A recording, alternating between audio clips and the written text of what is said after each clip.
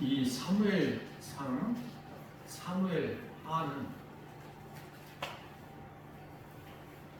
사무엘과 또한 사울과 다윗의 이야기입니다. 하나님의 영광이 임하는 자의 통치 밑에서는 모든 것이 하나님의 뜻대로 백전백승하지만은 하나님의 뜻을 내려놓고 자기의 생각대로 자기의 소견에 옳은 대로 앞길을 나아간다면 그것은 백전백패입니다. 우리가 잘 알다시피 사울은 어땠습니까? 자기의 이름을 위해서 하나님께서 그대로 번제로 드리라는 것을 좋은 것만 뽑아서 자기의 이름을 내세웠습니다. 그러기에 사울은 결국은 비운의 주인공이 되었고, 다윗은 굴곡이 있었지만 전쟁할 때마다 백전백승이었습니다. 왜요?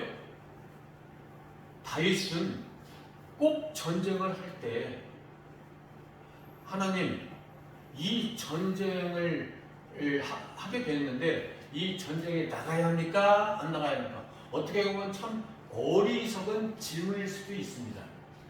그럼에도 불구하고 다윗은 꼭 하나님께 기도하고 전쟁을 치렀습니다. 그러기에 하나님께서 더 힘을 주시고 역사해 주셔서 하나님의 영광 가운데 백전백승을 했던 것입니다. 오늘 말씀을 보기 위해서는 사무엘상 1절부터 한번 쭉 가야 합니다. 이 사무엘이 나오기까지 과정, 이 사무엘이 이스라엘의 사사, 선지자가 되기까지 과정,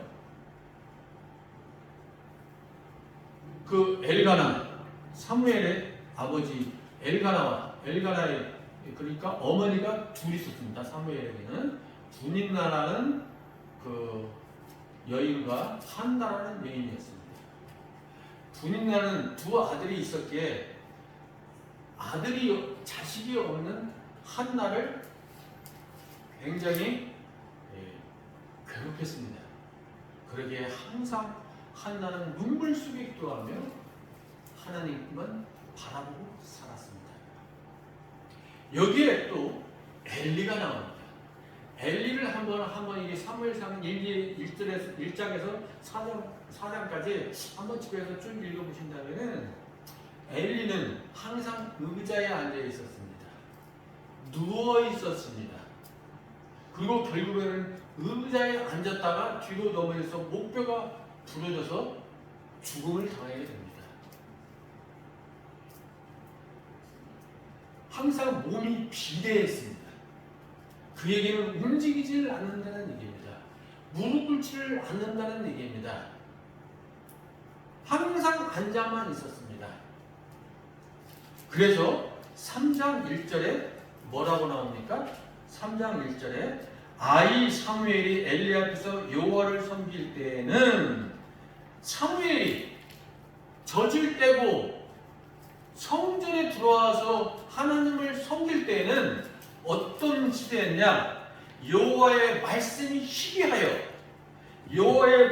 희귀하여 이상이 흔히 보이지 않았더라. 여호와의 영광이 안 보였다는 얘기예요. 말씀이 희귀했다는 얘기예요. 지금 우리 세상을 한번 봅시다. 인터넷만, 유튜브만 틀으면 얼마나 많은 설교가 나옵니까? 그럼에도 불구하고 진짜 하나님의 말씀이 풍성합니까? 진짜 하나님의 말씀이 많이 있습니까? 지금 이 시대처럼 하나님의 말씀이 희귀할 때는 아마 이때 말고 처음이지 않을까 싶어집니다. 지금은 성경책도 필요가 없습니다. 교회 나갈 때 거의 이거 하나만 들고 가면 끝입니다. 어떤 사람은 이것도 필요 없습니다. 전부 자막에 나오기 때문에. 그래서 어떤 교회는 이 영상 자막을 아예 프로젝트를 없애버렸습니다. 왜 그러냐면 게을러지고, 또 내가 좋아하는 이재철 목사님이라고 있는데 그분이 하시는 말씀은 이거 예배 드릴 수 있습니다. 여기에 성경 앱을 집어넣고 찬송 앱을 집고 예배를 드릴 수 있습니다. 그런데 여기에 찬송 성경 앱만 있습니까? 자기가 좋아하는 뭐 게임, 뭐 유튜브, 온갖 밥것이 다 있잖아요. 그 가운데 하나가 성경 앱이라는 것입니다. 저도 그것을 깊이 깨닫고 어떤 때는 예배 드릴 때 이걸로 예배 드린 적도 있었습니다. 근데 그걸 알고 나서는 참 두렵더라고요. 물론 여기에서 말씀을 찾으려면 금방 생각이 안 나니까 여기다가 딱 치면은 몇 장에 착 나오니까 이제 그런 때는 많이 사용을 해요. 말씀이 풍부하지만 진짜 말씀은 없어요. 바닷물, 우리 바닷물, 물은 그냥 물이잖아요. 물, 전부 물이잖아요. 먹을 물은 없잖아요. 바닷물은 먹을 물이 없어요. 그리고 바닷물을 많이 먹으면 죽습니다. 계속 갈증만 당하고. 그렇게 말씀이 희귀한 때에 사무엘은 성전에 있었습니다. 이 엘리라는 제사장, 엘리라는 사사가 제일 사장 끝에 보면 아까 금방 읽었지만은 몇 세에 죽었냐면은 98살에 죽었습니다. 사사를 몇 년간 했다고요? 40년을 했습니다. 그러면 98에서 40을 빼면은 58세, 우리 나이로 59살에 사사가 지도자가 된 것입니다. 지도자가 돼가지고 40년 동안 했는데, 그때 처음에는 하나님의 말씀이 없었을까요? 하나님의 말씀을 못 들었을까요? 그러나 쭉 세월이 흘러보니까 하나님에 대한 첫사랑이 식어버렸습니다. 그래서 공부를 안 해요. 말씀 묵상을 안 해요. 그 다음 이제 비느하스와 흠니 두 아들이 있는데 그 사람들이 어떻게 해요? 성전에 가서 온갖 못된 짓, 하나님께 번제로 제사로 드린 제물은 반드시 기름을 제하고 기름을 불태우고 그 모든 고기를 화재로 불로 이렇게 태워가지고 그 고기로 만들어서 그것을 제사장이 먹을 수 있는데 그 새를 못 기다리고 굴 삶고 있을 때 가서 쇠살 갈고리로 찍어서 가져가고, 그것도 모자라서 불에 대지도 않는 날고기를 가져가고, 거기에 또 모자라서 성전에 수종드는 여인들을 같이 여인들과 동침하고 그런 못된 짓을 할 때 엘리는 얘야 너희들 행실이 너무 나쁘다. 여호와 보시기에 나쁘다. 사람이 볼 때 나쁘면 여호와가 심판하시겠지만 여호와께서 싫어하는 것을 너희들이 할 때에 너희들은 어떻게 해? 너희는 죽을 수밖에 없다는 이야기로 그냥 흘려치려고 혼을 내지 않습니다. 쉬운 예로 요셉만요 금쪽으로 키웠던 것입니다. 그래서 결국은 어떻게 돼요? 하나님의 블레셋과 싸울 때 한 번 저녁에 4,000명이 죽으니까 하나님의 괴, 성전에 있는 괴를 끄집어내서 전쟁터에 화살바지로 내놓습니다. 그게 무슨 신앙이에요? 무속신앙. 비나이다. 부적. 이 언약궤를 부적 삼아 가지고 있었습니다. 언약궤에 있다고 이길 수 있습니까? 삼손이 자기 스스로는 또 하나님께서 머리에 삭도를 대지 말라고 그랬지, 성경 그 어느 데에도 하나님의 영광, 그 괴력, 그 힘이 머리에서 난다는 얘기는 없어요. 나시리는 머리에 삭도를 대지 말라 그랬지, 그 머리털에서 힘의 근원이, 머리털에 힘의 근원은 어디에 있어요? 하나님의 말씀. 하나님으로 다시 돌아갈 때에 삼손이 다시 힘을 얻는 것이죠. 우리가 하나님의 말씀과 멀어져 살면은 우리는 죽을 수밖에 없는 존재입니다. 그런데 우리는 자꾸 수단을 앞세워요. 하나님의 성경책 딱 비고 자면은 이 모든 말씀이 머릿속으로 다 능력이 되는 줄 안다고, 그렇게 옛날 어떤 부흥사 목사님은 그렇게 설교하신 적도 있어요. 물론 취지는 성경책과 가까이 하라는 뜻으로 저는 알아들었지만, 성경책 이렇게 하고 잔다고 말씀이 들어옵니까? 성경은 말씀을 보고 식독, 백독을 하면서 또 식독, 백독만 한다고 해서 아닌데요. 한자를 보면서 우리가 얼마나 뭐 성경학교도 아니고 신학교 나온 것도 아니고 얼마나 알겠습니까? 보면은 전부 이해 안 되는 것이 많아요. 그것을 믿고 하다 보면은 속에서 성령께서 가르쳐 주실 때가 많이 있습니다. 또한 진짜 이 말씀의 뜻을 갈급하다면 옆에 목사님한테서 물어보면 돼요. 그런데 그런 우리는 그런 수고를 하려고 합니까? 안 합니까? 그냥 목사님한테 이거 여쭤보면은 권사님이 돼가지고 장로님이 돼가지고 이것도 모르냐고, 호의가 나지 않을까, 그 생각부터 먼저 들고, 내 그 무식이 탄로나는 걸 먼저 생각이 되고, 그래서 안 물어봐요. 그런데 여기 전 목사님도 계시지만은 이 목회자 입장에서는 교인들이 뭐 한 가지 물어보면은 그 구절뿐만 아니라 다른 구절까지만 다 알려주고 싶어요. 집에서 우리 유민이 어렸을 때 엄마한테 엄마 저게 뭐야? 저게 뭐야? 하면 엄마는 다 가르쳐줘요. 근데 안 물어보면 몰라. 그리고 그런데 모르면 괜찮은데 모르면서도 아는 척을 해요. 그게 문제지. 이 흠니나 비누하스가 이 하나님의 뜻을 알고 전쟁에 있어요?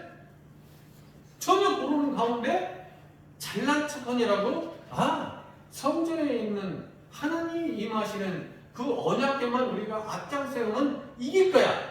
지 판단으로, 지 생각으로 여호와의 궤를 앞장섰을 때 어떻게 됐어요? 처절하게 패배해서 그 전전날은 4,000명이 죽었지만은 여호와의 언약궤를 앞장세우고 싸운 전쟁에서 몇 명이 죽었을까요? 3만 명이 죽었어요. 3만 명이 죽음과 동시에 흠니와 비누하스도 거기서 죽어버렸어요. 어느 한 병사가 어떻게 포로망을 잘 뚫고 실로 그 여호와의 성전이 있는 곳에 와서 엘리야에게 그것을 고할 때, 엘리가 어떻게 의자에 앉아서 그 얘기를 듣다가 뒤로 탁 넘어져서 목뼈가 벌어서 죽었어요. 거기까지가 3장 18절까지 4장 18절까지 말씀입니다. 자, 오늘의 말씀.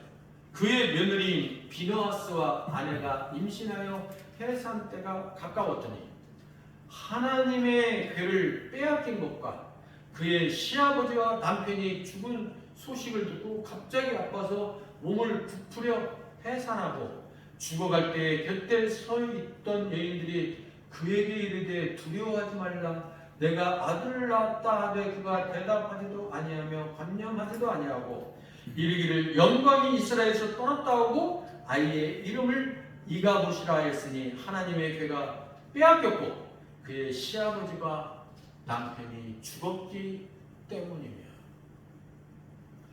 이 구절을 보면서 어떤 구절이 생각이 안 나십니까? 이 구절을 보면서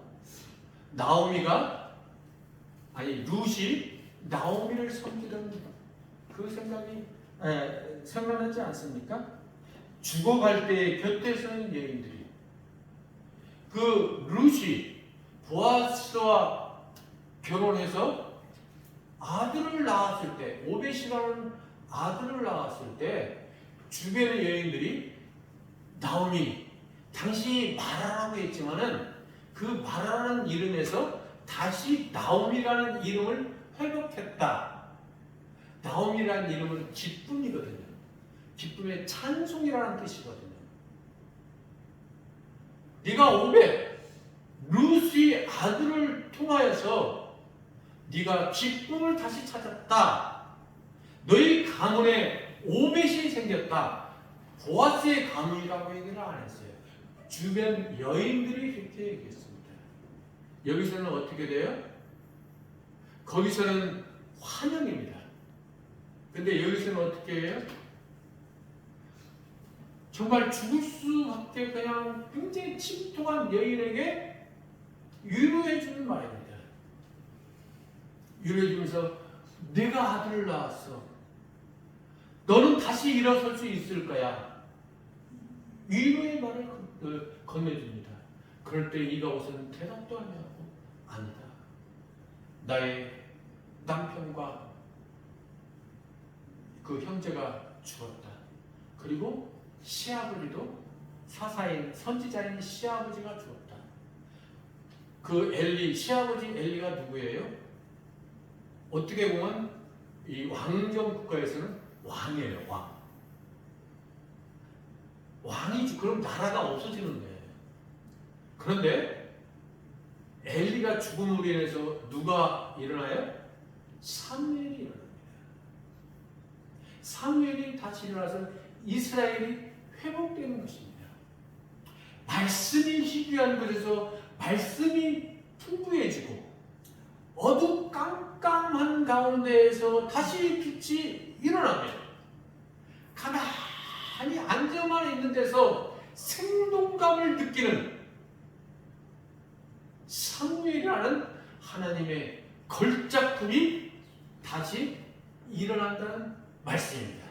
사무엘이 일어나서 첫 사역이 무엇이죠? 미스바 새로운 부흥운동이잖아요. 부흥운동 했을 때 블레스 들어올 때 어떻게 했어요? 이스라엘 군대 없었어요. 몇 명 안 됐어요. 그런데 어떻게 이겼어요? 하나님의 우레가 블레스 다 죽여버린 거예요. 우리는 힘이 있다고 해서 무엇을 이룰 수가 없어요. 아까 그 신 회장님이라 했던가요? 아까 그분이? 저는 처음에 2달 전인가 3달 전인가 와서 그분이 누군가를 몰랐어요. 그런데 생긴 것보다 연세가 많더라고요. 그런데 열정이 대단하셔서 그런 분이 하나 둘 이렇게 보내는 것이 우리 송상교회가 다시 어둠 속에서 너무 힘든 가운데에서 다시 새로운 새벽이 정말 그 어둠이 지나고 새벽의 여명이 지금 밝아오고 있지 않는가. 하나님이 주신 그러한 마음입니다. 여기에 다시 한번 21장을 한번 같이 21장, 22장을 한번 읽어봅시다. 시작. 이르기를 영광이 이스라엘에서 떠났다 하고 아리의 이름을 이가봇이라 했으니 하나님의 괴가 빼앗겼고 그의 시아버지와 남편이 죽었기 때문이며 또 이르기를 하나님의 괴를 빼앗겼으므로 영광은 이스라엘에서 떠났다 하였더라. 아멘. 이 이가봇이라는 이름의 뜻이 뭐라고요? 하나님의 영광이 떠났다. 하나님의 영광이 떠났다. 정말 하나님의 영광이 떠났을까요? 엘리의 가문에게서만, 엘리의 가문과 그 당시에 그 이스라엘 체제에서만큼 떠났다는 얘기고, 하나님의 여기에 기술이 된 것은, 기록이 된 것은 그 뜻이고, 다시 새로운 하나님의 영광이 새롭게 일어난다는 말씀입니다. 그래서 자, 우리 한번 비교 한번 해봅시다. 98세 된 엘리와 인자 젖을 떼고 새롭게 소년 사무엘과 한번 비교를 한번 해봅시다. 엘리가 한나가 너무 마음이 아파서 1장에 보면 그렇게 나옵니다. 1장에 보면 너무 마음이 아파서 아들을 주십시오. 아들을 주십시오라는 없지만 이 딸을 여종을 생각해 기도를 할 때 너무 기가 막혀서 소리는 나오지 아니하고 입만 방긋방긋 하니까 이 엘리의 눈에서는 뭐예요? 낮에부터 너 포도주 먹었구나. 술 그만 좀 먹어라. 이게 영적인 지도자의 눈입니다. 영적인 지도자의 눈에서 자기 영적인 그 양육하는 양이 너무 슬픈 가운데 있는데 술 먹고 중얼중얼 하는 걸로 착각을 해버립니다. 그만큼 영의 세계에서 떠나가 있다는 얘기죠. 그럼에도 불구하고 한나가 주여 나 술 먹는 여자로 얘기하지 말아주세요. 내 마음이 너무 슬퍼서 하나님 앞에 지금 하늘이 기도하시면 그래? 내가 잘못 봤구나. 네가 아들이 있을 것이다 라고 얘기해. 바로 아들이 생겨났습니다. 또 사무엘을 여호와의 전에 바치고 나서 그럴 때 또 엘리가 이렇게 합니다. 내게 다른 자녀를 내게 주시리라. 엘리가 한 얘기입니다.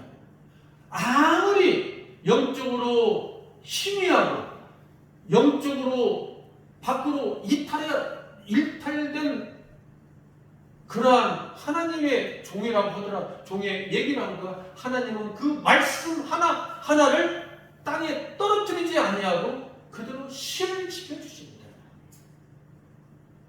물론 우리가 생각할 때 지금 많은 목회자들이 정말 실망스러울 정도로 타락에 있고 그런 것을 우리가 많이 봅니다. 그러나 아무리 그러한 목회자들이라도 사적에서 하는 대화는 흘려보낼 수 있습니다. 그러나 공적인 장소에서 얘기할 때는 그것은 아멘으로 받아들여야 합니다. 왜? 공적으로 단위에 세우실 때는 미우나 고우나 하나님의 말씀을 전하는 자이기 때문에 그 말씀에 하나님의 능력이 따라가는 것입니다. 저는 처음에 이 말씀을 이해를 못했어요. 그러나 하나님의 말씀을 제대로 묵상할 때 이 단위에 선 것은 내 본질이 추악하든 훌륭하든 간에 이 단위에 세우신 분은 사람도 아니고 누구도 아니고 하나님께서 세워주시기 때문에 단 위에서 얘기한 것은 지 생각일지 몰라도 성령 하나님이 개입을 하시게 되어 있는 것입니다.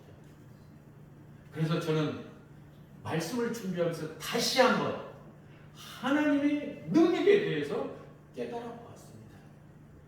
인간 엘리는 결국은 죽음을 당하고 멸문지화를 당할 수밖에 없지만 그 입에서 뱉어진 하나님의 말씀은 한마디도 땅에 떨어지지 아니했던 것을 오늘 엘리를 통해서 저는 느낄 수가 있었던 것입니다. 여기에 더해서 이 흠리와 비느하스는 그 천하 못된 양아치와 같은 그러한 제사장이었지만 그 아내 비느하스의 아내는 현실을 똑바로 보고 있었던 것입니다. 이러면 분명히 하나님께 매맞을 텐데, 이러면 하나님께 분명히 혼이 날 텐데 알고 있었던 것이죠. 그래서 예지력이 있었던 것입니다. 하나님의 눈을 가지고 있었던 것입니다. 그래서 남편과 시형제와 시아버지가 죽었다는 소리를 듣고 하나님의 영광이 떠났구나. 하나님 어떻게 합니까? 아주 슬픈 가운데 너무 놀라서 바로 유산을 하지 아니하고 아들을 낳았는데 이가봇이라는 아들을 낳았던 것입니다. 물론 이가봇이라는 이 사람에 대해서는 막 출산한 이 아기 이름으로밖에는 성경에 나오지 않습니다. 그리고 이가봇이라는 이름은 아주 안 좋은 이름, 하나님의 영광이 떠났다라는 뜻의 이름을 가지고 태어난 이 이가봇의 결말은 어떠했을까요? 저는 내가 믿는 하나님은 분명히 이가봇에게 사무엘을 더 협조해서 하나님의 큰 일꾼이 되지 않았나. 저는 그렇게 한번 추측을 해봅니다. 이건 제 추측입니다. 우리 역시 성경에 나온 것을 그냥 저 비느하스 아내는 남편이 그러고 뭐 했대. 평소에 좀 바가지도 좀 긁지 그랬어. 그랬는데 이가봇은 자기의 눈으로 여자들이 제일 싫어하는 것이 남편 외도잖아요. 그런데 다른 여자하고 그것도 제사장이라는 직무를 가진 사람이 그거 볼 때 얼마나 가슴이 아팠을까요? 우리가 성경을 읽을 때 한번 그 비느하스의 아내 보면은 그 비느하스가 어떤 생활을 했으며 비느하스의 아내는 그 남편의 그런 행동을 보면서 얼마나 마음을 찢었을까. 한번 같이 내가 비느하스의 아내가 되어서 어떤 마음을 한번 생각해 본다면 하나님의 마음이 여러분과 제 마음에 임할 줄 믿습니다. 우리가 다시 한번 생각해 봅시다. 하나님의 영광은 떠날 수가 있습니다. 그러나 우리가 다시 한번 무릎을 꿇고 하나님, 저는 하나님의 형상을 닮은 하나님의 형상대로 지으심을 받은 하나님의 아들입니다. 하나님의 딸입니다. 하나님, 다시 한번 기회를 주십시오. 다시 한번 저에게 칠흑 같은 어두운 나사렛 예수 이름으로 다 물리치고 새로운 영을, 새로운 새벽을 일으키는 하나님의 아들, 하나님의 딸이 되게 하여 주시옵소서. 이렇게 기도하는 저와 여러분이 되시기를 주님의 이름으로 축복합니다.